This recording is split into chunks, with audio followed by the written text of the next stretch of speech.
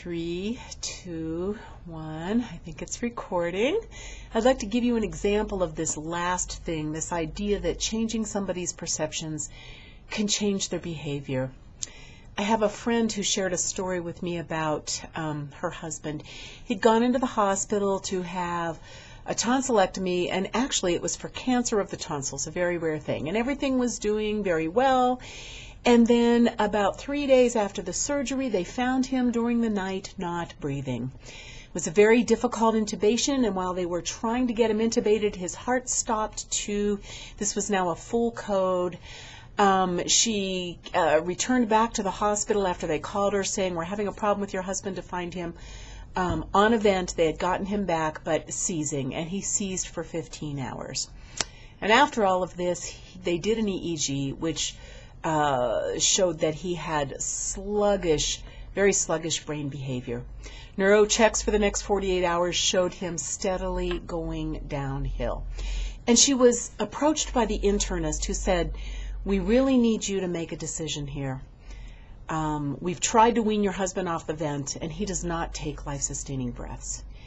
And she was so torn. She just was stuck. She could not make this decision. She was the mother of a couple of small children.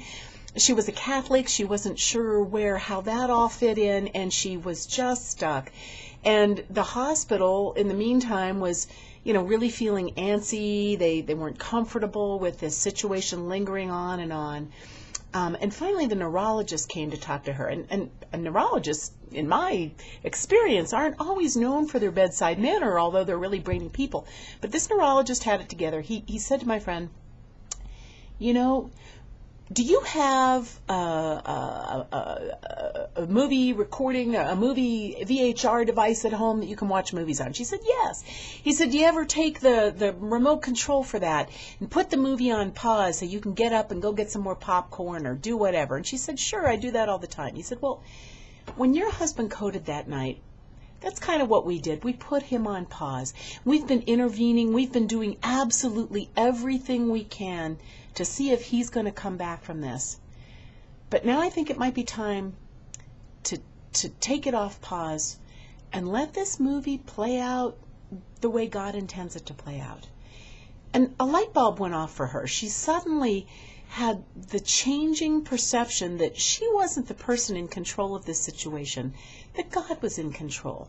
And that gave her the courage to go on then and make a decision to change her behavior from one of being stuck to being somebody who was able to say, "You know what? I do have this faith, and I know that I'm not in control, and I'm going to take this remote control off pause, take him off the vent, and let this play out the way God intends." And that's an example how changing somebody's perceptions can change their behavior.